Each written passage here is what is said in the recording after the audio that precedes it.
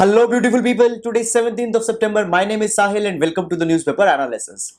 Guys, today into the GS folder, we'll take a very powerful quote from Mahatma Gandhi, the father of the nation. He says, "The rich must live more simply so that the poor may simply live." Now, guys, such an idea provides that the wealth which has been generated by the rich members of the society, it should be shared equitably amongst the less fortunate ones or the deprived one.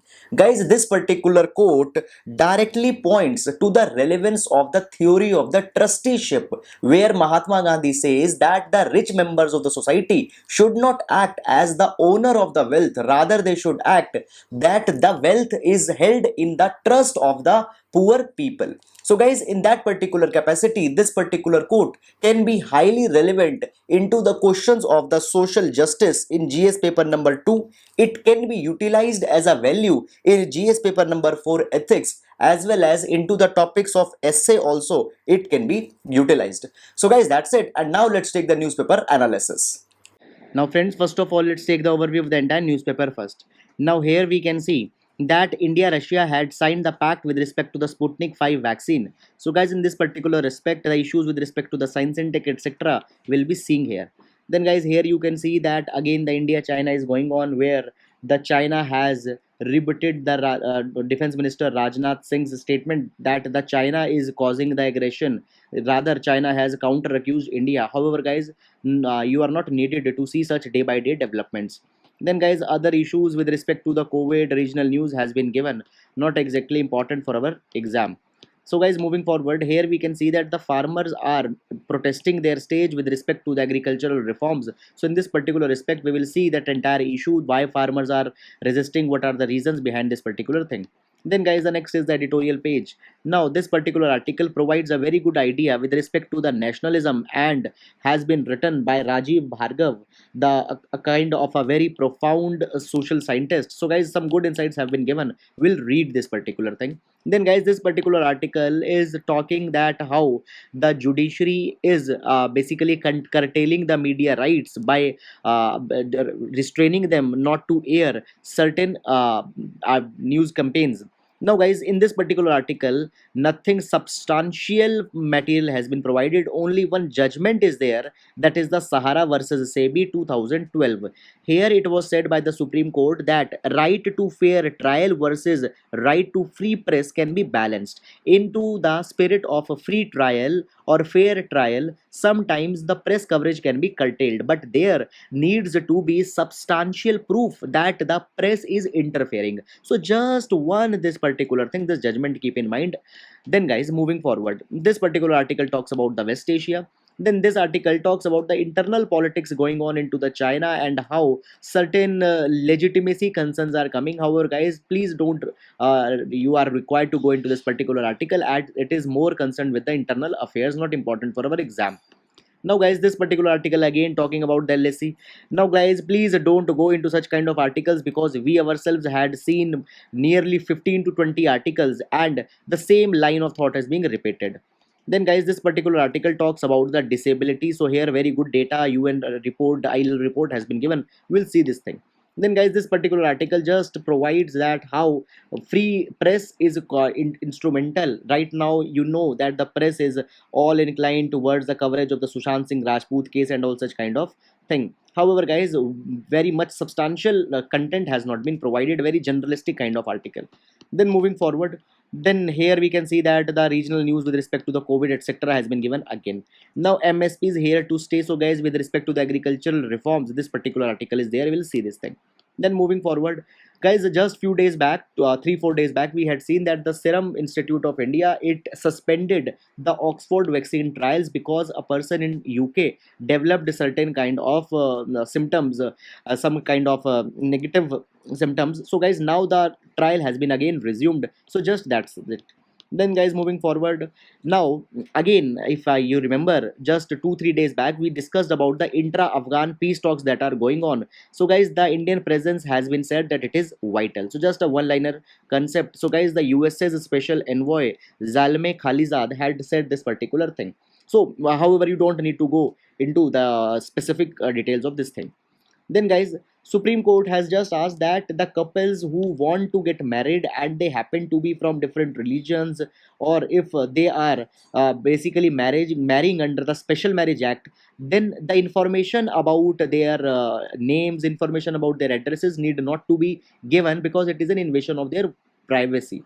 So guys, just that thing has been said, because over a period of time it has been said that their details are made public.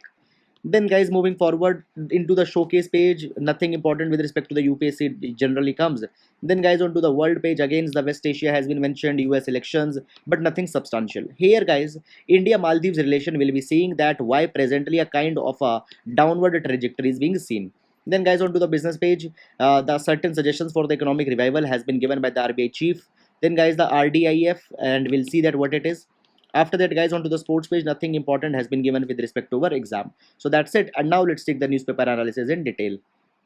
Now, friends, this particular news pertains to the vaccine for the COVID 19. Now, usually I tell you that we don't need to go and see every development which is having with respect to the COVID 19, because this particular development is highly volatile, it is highly emerging, and day to day developments even we can't keep the track of, because so many things are happening. But certain important things with respect to the vaccine development, the 2 3 ones which would be the major forerunners on that particular thing, you should be updated. And in this particular respect, today we will be discussing about the Sputnik 5 vaccine which Russia had developed. Now guys, first of all, before going into this particular news, let's have some background. See what happened. Russia recently declared Sputnik 5 as the world's first vaccine. Now guys, this particular development came with some joy as well as some disturbances were also there. The good thing was that the vaccine has been registered, but the bad thing was that it was given an approval even without the stage 3 or the phase 3 trial, which is the most important trial, because there thousands of people they took participation on, and on them the efficacy is derived out. So guys, before that the approval was given. However, now Russia is conducting the phase 3 trials. Now guys, this Sputnik 5, it is a kind of an immunogenic drug. Now what are these immunogenic drugs? See, these drugs have a kind of a weak form of virus or the viral, and deliberately that viral will be inserted into the body of a person by some injection or by some any kind of mechanism. Now when that viral strain will enter our body, our immune system will be spiked. Our immune system will fight that viral, and as that viral will be weak, our body will make the antibodies to fight that thing, and into the memory cells such a kind of adversary exists, it will be stored. And into the future, when the real COVID-19 or the SARS-CoV-2 virus will be encountered, our body will be already prepared to fight that particular kind of thing. So basically, onto this particular philosophy, all the immunogenic drugs work. Now guys, into this particular vaccine, human adenoviral vector has been used. So adenovirus vector has been virus has been used because its genetic makeup is similar to the SARS-CoV-2 virus. So guys, this is a basically science and tech related dimension. Now the Sputnik 5 is in talks with India, that so that India can also test this particular drug for the phase 3, and if everything goes good, then India can also make this particular drug. Now guys, Russian Direct Investment Fund or the RDIF, it is in talks with India. Now first of all, RDIF, it is the Russia's sovereign wealth fund. Now sovereign wealth fund, the country's government, they maintain their own fund which invest in some different ventures in other countries. So this RDIF is the fund maintained by the Russian government. Now guys, they are in talks with the phase 3 trials in India. Now into this vaccine development, India holds two very big opportunities for Russia. What are those opportunities? Why India is important for Russia? First of all, we have a very big domestic market because of the population size. We are the second most population country into the world. Therefore, it's basically, if it is if everything goes good, then a much economic gains will be coming. Secondly, guys, India is the pharmacy to the world. You can see here that the 70% of WHO prescribed vaccine, or I'm talking about the world quantity, as well as 90% of measles shots, they are procured from India. And therefore, any vaccine, if it is delivered to the world, it should be made into the Indian pharmacies, and so that Indian pharmacies can make it, its trials should be successful in India also. Therefore, phase 3 trials will now be going on. So guys, this is all into this particular respect. I hope you have understood this particular matter, and now we'll move to the next article. Now guys, this particular article talks has given a very good insight about the idea of nationalism, and basically this particular article has talked about the federalism also. Now, first of all, I will give you some context before going into the article. Now, what has happened? In India, we often see that the demands of autonomy or the demands of linguistic reorganization or regional demands, whenever they are given by the state government, they are not thought something to be good. They are thought that they should not be desired, and this is the philosophy of the central government since the very start, since the 1947 when we got independence, and particularly after 1950s also, that particular thing was very much reaffirmed, because into the constitution we know that the upper hand has always been given to the center. Now guys, into the pandemic times, what has happened? The GST compensation cess is not being given to the state government. Moreover, large number of directions have been given by the center to the state government using the section 6 of the NDMA Act, where the center government needs not to consult the state government. So basically, the second tier, that is the state, they are not being given that much importance which should be there. Now guys, why such a attitude is there? Because the idea of nationalism into the mainstream thinking is very much limited. So here into this article we will discuss three such ideas of nationalism. Now guys, it has been said that India has three types of nationalism. First type of nationalism is the ethno-religious nationalism. Now this ethno-religious nationalism means that a major religious community, they have a similar kind of interest and they should be politically, socially organized into one entity. Such kind of demands were raised by the Hindu Mahasabha as well as Muslim League. Both wanted that a separate nation should be there, Pakistan for the Muslims and the Hindustan for the Hindu population. After that, guys, basically in onto the religious lines, the nationalism was defined. The nation onto the basis of religion. This was their idea. Then, guys, the second idea of nationalism is the common culture-based nationalism. So this particular idea was more propagated by the Indian National Congress. They say that actually religion is not that a big entity. Rather, common culture, common history, common exploitation by the Britishers, all this constitute a kind of a national identity, and all those people who had experienced similar culture, similar exploitation, similar history, they constitute a nation. Therefore, India, Hindustan and Pakistan both are a same entity, both have same feeling of nationalism. Therefore, even INC was not in favor of the partition of the India and Pakistan. However, later things turned in such a way that partition can't even be averted. So this was the second, that apart from religion, a culture or a history plays the defining role in nation. Then guys, the third idea comes, that third idea has been called as the coalescent nationalism. Now, what is this coalescent nationalism? It means that there are small regional pockets. For example, Maharashtra is a kind of a region which is having a kind of a Marathi cultural notion. Then if you'll go towards the south, then in south basically there are different cultural distinct pockets. If you will go towards the west, towards the east, towards the north, we have small regional pockets. Now these people have even more strong cultural affiliations. Is it clear? So basically, region has a kind of a national identity. So this region should be given autonomy. This region should be recognized.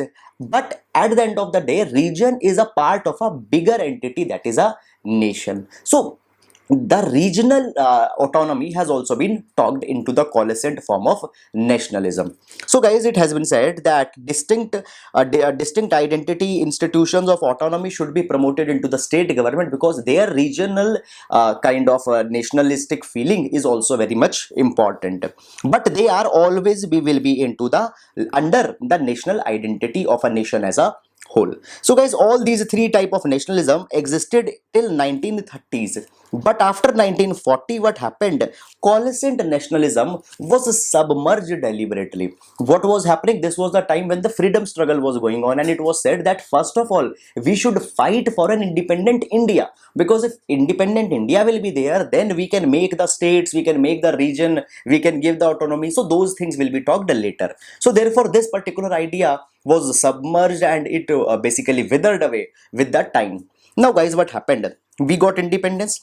After independence, you know that the independence come with a very kind of violent partition, and the partition's major base was the religion. Therefore, it was decided that into the post-independent India, religion will not be having any say, because it has only brought kind of hatredness and division into the community. So religious basically ethno-religious nationalism was always ridiculed, was not favored, was relegated.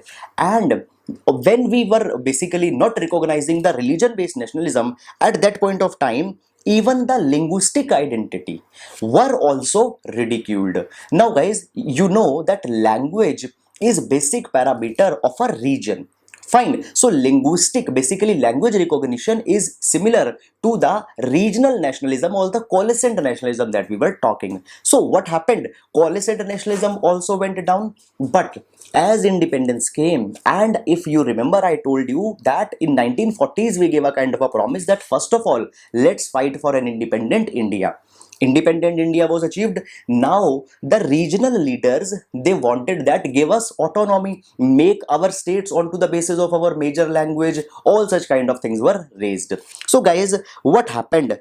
The basically the kind of coalescent nationalism was coming back. Now central government was never into the favor, because we always made the federalism with a strong center, but we were not able to stop. In 1953 we have to make Andhra Pradesh. After that, in 1960, Bombay and Bombay has to be divided. One became the Maharashtra, one became the Gujarat. After that, in 1960s, in 1966, Punjab was to be divided in Punjab and Haryana. So basically what happened? Within the country, regions were defined, states were made. Their kind of notion of nationalism was also being recognized. And this particular thing further enhanced with the coming of the regional parties. Now you see that regional parties have even more strong loyalty than the parties at the center, at the national level. So guys, basically this coalescent nationalism was earlier there. In meantime, it went down, but again it has came back. So it has been said that now center government should recognize this, should respect the state autonomy, should respect the state desires, should respect the regions, the states. Fine, this is thing is coming. Now guys, one very good expression has been used here. It has been said that we are moving from holding together to coming together.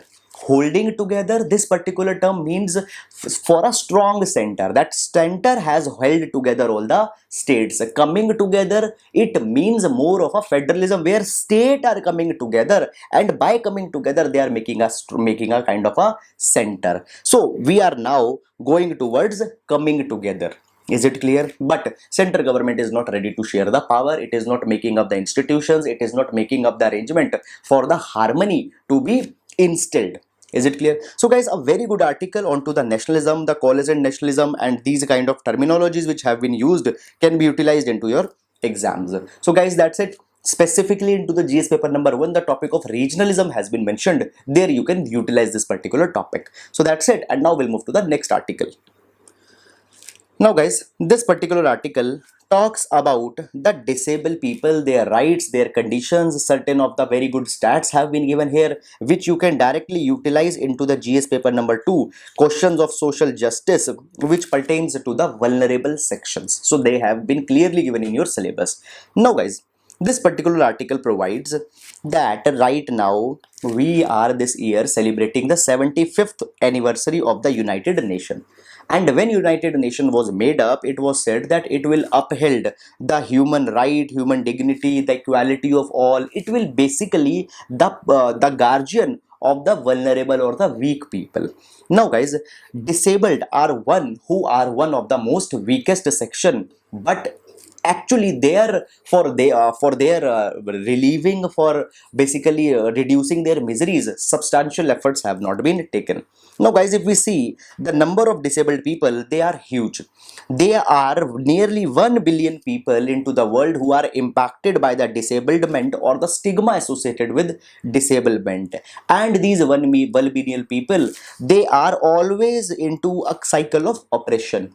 According to the WHO, 15% people have disability in some form. So basically, this 15% population is world's largest minority.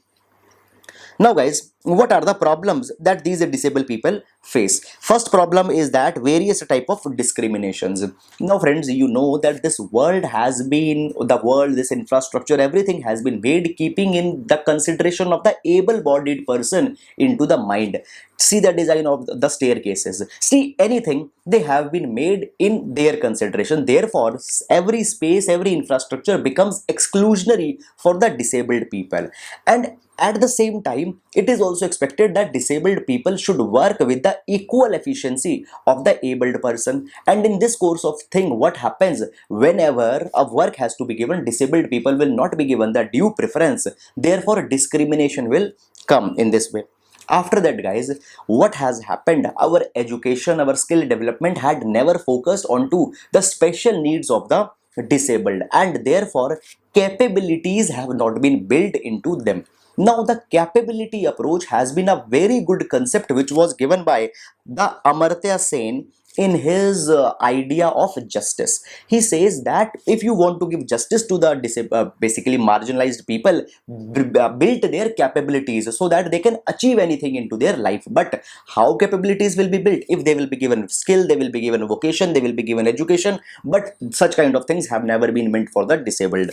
After that, guys, gender based violence is also there, because the disabled women, disabled girls, they are more prone to the sexual abuse, they are more prone to the discrimination. Guys, it has been said that 80% of the disabled people are into the developing countries, and you know that the welfare into the developing countries, it is very much restricted owing to the institutional weakness, owing to the limited fiscal capacities, owing to such kind of basically other problems are there, and these problems are subdued into that particular thing. Moreover, guys, some other data, very good data has been given. It has been said that 73.6% disabled people in India, they are outside the labor force. Such data has been given by ILO onto the basis of census of 2011. So therefore, such a huge population is not working. First of all, it is the loss of the demographic dividend. Secondly, their own economic well-being will be impacted if they will not get the suitable well-paying jobs. Therefore, guys, it has been said that we need to work for them. Now, guys, presently, as the pandemic is going on, we had seen that the educational institutions, they have been shut down, and in order to enhance the capacity of the disabled, we need to educate them. But guys, according to the UNESCO's 2019 State of Education report, it has been said that the education systems are non-inclusive, and this non-inclusivity can be seen that the websites, the basically the other kind of mechanisms, they are not suitable for the people. Now, what if a person is having a kind of a hearing disability as well as visual disability? How he will get the online education? And such problem has further been amplified due to the COVID-19, and right now they are not able to access the online education. So, guys, it has been said that their welfare is paramount. Now, when we talk about India, India has made the legal frameworks, but actually implementation of those frameworks, those protocols have been very weak. Now, guys, we have the Sustainable Developmental Goal number 4. If we will not be focusing on to the requirement and fulfilling of the vulnerable people, we will not be able to make the equitable society, and thus will not be able to meet the Sustainable Developmental Goal number 4 that India adopted in 2015 and has to be achieved till 2030. For now, guys, one initiative has been given mentioned into the article, that is the UNESCO and GLAD collaboration. GLAD stands for the Global Action on Disability. Now, guys, these two agencies have collaborated and they will raise awareness that how strategies can be put in place so that the schools which have been closed now, their disproportionate impact onto the disabled people don't fall. So how education can be made more accessible, how skill development can be made more accessible, and all these kind of things. So, guys, in this particular thing, we need to learn from the strategies that UNESCO GLAD collaboration will be providing. Moreover, we can also bring our think tanks, our policy makers together, that how actually the disabled people can also be make equal partners in India's development, so that the country can benefit as well as their own economic well-being can also be assured. So, guys, all these things have been provided here, highly relevant for GS2 paper as well as for the essay topics. So, guys, that's it, and now we'll move to the next article. Now, guys, this particular article talks about the issues that are going into the West Asia. So now what has happened, the UAE has signed a pact with the Israel, and basically the diplomatic relations will be starting up. Now, guys, this particular news is just a repetition of the events that are going on. Nothing substantial has been given. However, guys, if you don't know anything about this particular thing, then the present article will not make any sense if you don't have any idea of the history of this entire region. What is the conflict? What are the issues? What are the problems between the Israel, Palestine, Arab? How USA is coming, and what changes are now coming? So, for that particular thing, I had discussed this article in great details from the history to the present times on 15th of August at this particular timestamp. So, if you don't know any this particular thing, please see this particular kind of a section, and you will get the absolute crystal clarity on this particular topic. You will be able to know what has happened. So, guys, that's it. Please refer if you have not seen this particular thing. And now we'll move to the next article. Now, guys, this particular here I have clubbed two articles, one from the regional section and other article is from after the editorial pages, and both of these pertains to the agricultural protest which are going into the country, and this particular thing will be important for GS paper number 2 vulnerable sections, because farmers have been vulnerable in India, as well as in GS paper number 3 where the agricultural reforms are being talked. So both the places it will be usable. Now, first of all, what has happened? Before that, we need to understand the background of the news.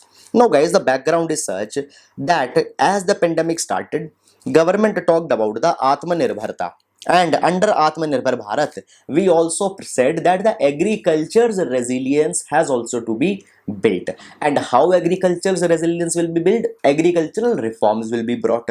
So government into the month of the June, on 5th of June, issued 3 ordinances.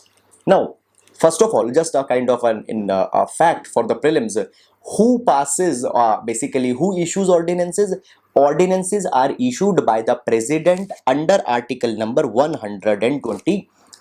Now, guys, my question is from you. Please tell me into the comments that what could be the maximum length of an ordinance. Please do tell me this particular thing. See it into your polity book. However, moving forward, now these 3 ordinances were passed, and these 3 ordinances were: first ordinance was on to the APMC restrictions. APMC stands for the Agricultural Produce Market Committees. Now, the state governments had made their own APMC acts, and according to the APMC acts, a farmer cannot sell the produce outside of its mandi. Thus, mandi is specified for their own jurisdiction. Now, guys, by the ordinances, such restrictions were removed, and farmer was allowed to sell at other markets also, other mandis also. Second was the contract farming. Now, Contract farming was allowed. By contract farming, the corporates, they can directly come in contract with the farmers, they can provide them the seeds, they can provide them the technologies, and at an assured price they can buy the produce from them also. The third is the essential commodities. Now guys, Essential Commodities Act 1955 is there. Under the Essential Commodities Act, it has been said that basically a kind of a ceiling or the control onto the prices have been kept on certain items which are of the essential nature. Is that clear? So it has been said that their price control has been provided by this act. Now, moreover, the storing, okay, above a threshold limit of a particular items have also been provided under the Essential Commodities Act. So these three ordinances were brought. Now guys, the farmers are actually protesting. It has been said that by these ordinances a free hand to corporate is being given. So what are the problems? Now, number one, their problems are not very specific, but their problems are more generalistic in nature. What are actually the problems, the crux problems? I will explain you. So there are actually the three major problems. Problem number one. Now guys, a new trade area is being defined. Earlier, what was the trade area? The mandis, which were given under the APMC Act of a different state government.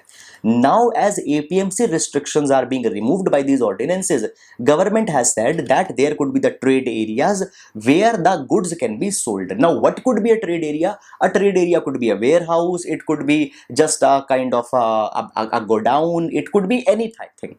Now, guys, it has been said that by the definition of such trade area, the corporates will make their own private mandis, and into their private mandis they can buy the produce from the farmer at their own described rates. See, under the APMC mandi, government regulations are there. Government controls the trading there so that the farmer is not exploited. But they are saying that when the private mandis or the private trade areas will be made, there will be no government regulations and there will be the exploitation of the farmer. Corporate, by the virtue of their bargaining capacity, will exploit them.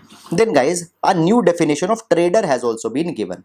Now, what is a trader? Trader is anyone who buys the product from the farmer. Now guys, when earlier the APMC acts were there, trader has to take a license from the under the APMC Act also. Now under the new definition, he will not be able to, he is not required to take any license under the APMC Act. Now guys, it has been said that the earlier traders, they used to have a kind of a financial legitimacy. Their financial discipline was of a proved character because that was a condition. But now the new traders which will be coming, they don't know farmers that what is their paying intentions. Will they even be paying money after taking the produce? So basically such problems will happen. Then guys, with respect to the dispute redressal, there has been no mechanism. So guys, it has been said that the provisions have been defined in such a way that there are the fears that into the coming times corporate will get the virtual monopoly and they will be having a kind of a say over the farmers produce. Now guys, one specific example I'll give you. See what happens when you go to sell your produce into the APMC mandi, you need to pay a fees also. Now such fees will not be paid for the private mandis.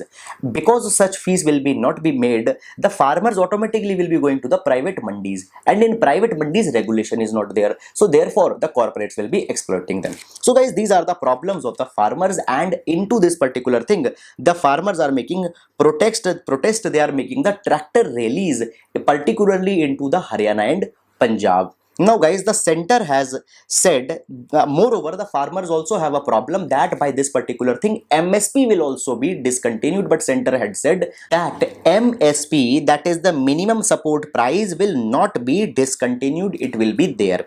Now guys, MSP is that government issues some floor price for the agricultural produce. Now Commission for Agricultural Cost and Prices, CACP, issues the MSP price for the produce on which the farmers can sell the crops to the government, particularly the FCI. Now guys, center says, the farmer says that by these kind of reforms ultimately you will also take away the MSP, but the government is right now saying that we will not be taking away the MSP.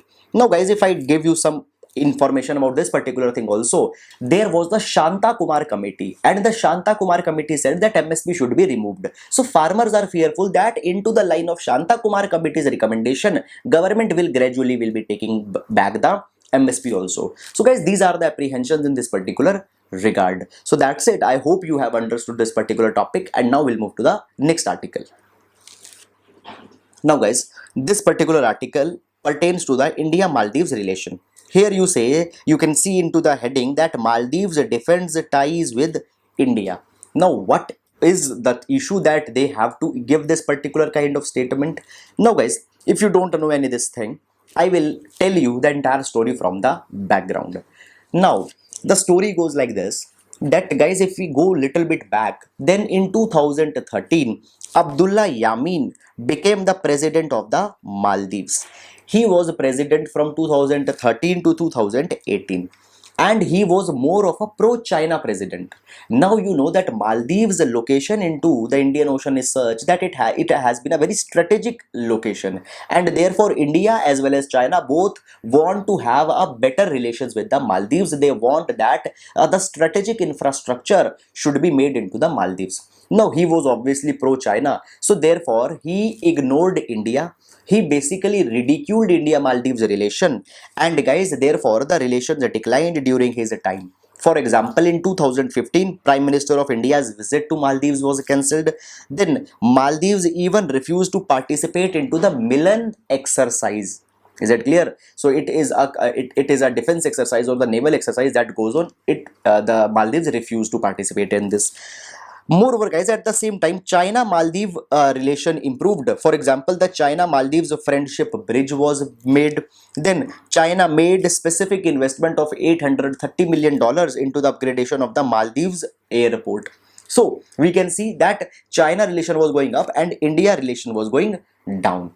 Now, guys, what happened in 2018? The President Abdullah Yamin, he was charged of corruption and money laundering, and subsequently he was given in 2019 he was charged, and a 5-year jail was given to him in 2019, and therefore basically he is right now into the jail. Now guys, it has been said that uh, presently the president is Sole. Now the Sole, he is more pro-India kind of president, and now the relations between the two countries are finally improving. Now India had provided them the helicopters, India had provided them the financial support. For example, just last month, India provided a $500 million package to the Maldives, which also includes 100 million grant. India is also working on to the air bubble. Now air bubble is that the flights between the two countries can resume if both the countries have similar kind of policies with respect to the quarantine, testing, isolation, all such kind of things. So the relation is now improving. So guys, at the same time, into the Maldives, a new trend is also going on, that is the India Out campaign. Now what is this India Out campaign? Now guys, there are the people who are the sympathizers of the earlier president Yamin. They believe that the Yamin was falsely fabricated, and in his basically some ouster and every kind of thing, India's hand was also there. So they want that India should be out from Maldives. They say that India, a foreigner country, should be removed from the Maldivian soil. So therefore, what has happened, the Maldives president has defended the ties with India, and the Maldives government, they are saying that India is not a foreigner and there are no foreigners on the land. So guys, now the relations finally between the India and Maldives are improving. They are on a better trajectory, and I had shown that into the past months, even good gestures have been shown by India by giving them the financial assistance. We are also giving them the assistance for the COVID-19, for the testing we are helping. We are also assisting them with the medical health, frontline health staff, and all such kind of things are going on. So guys, this is all about this particular thing. So this is the issue which is going on, and now you need to keep this particular trend always into your mind with respect to our neighboring countries. Now guys, day-to-day development, day-to-day dialogue, what they are saying, that is not that important, but a kind of a kind of an understanding of the trend is more important. So guys, that's all about this particular news, and now we'll move to the next article. Now, guys, this particular article is with respect to the economic recovery. Now, here certain viewpoints have been given by the RBI chief, and that particular summary we'll see and could utilize them it into our answers onto the GS paper number 3, economic recovery. Now, first of all, into the past days, we had seen that Indian economy or the GDP has shrunk by 23.9%. It has actually contracted. We are into the negative trajectory. It has been said that the growth will actually be coming for India, and the growth is even coming, but the growth is very gradual. The growth has not been entrenched. Entrenched means that strong roots have not been made by the growth. It is gradual, it is superficial, it might go in sometimes also. So therefore the steps to bring the robust, entrenched, deep rooted economy is needed right now. Now the RBI chief has said that we need to work onto the 5 areas. What are the 5 areas? First of all, we need to focus on enhancing the human capital. Okay, human resource. How it will be enhanced? By working onto the education as well as health. After that, the exports are needed to be increased, because by increasing the export, India's global value chain will be enhanced. Then it has been said that the tourism potential of India should be explored. Then food processing industry has been given a specific mention. Guys, I tell you, food processing industry has often called as the sunrise sector of India, because the number of people that employs, the value addition it can do, it is immense. If I give you a kind of a finding by the Food and Agricultural Organization, money multiplier of the food processing industry is 2.5. It means 1 rupee if it invested into the food processing industry, benefits of 2.5 rupees will be coming back. So he has also talked about the FPI. Then guys, the productivity as a whole needs to be enhanced. Now productivity of the manufacturing sector, productivity of different sectors has to be enhanced. So guys, these are the 5 areas which he has mentioned, and India should work on to these particular thing. Now guys, there are certain concerns also right now. Number one concern is that government has announced the new education policy 2020, and into the new education policy massive investment in education are envisaged. Now that money will be coming from our financial institutions, so the way has to be found that how such money will be diverted. Then guys, it has been said that basically value addition has to be done into the farm output.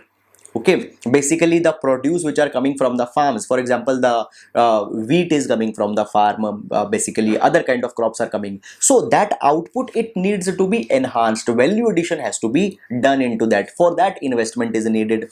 Then the third is that guys, right now we are seeing that the people who have taken the loan, the borrowers, they say that their interest rate needs to go down.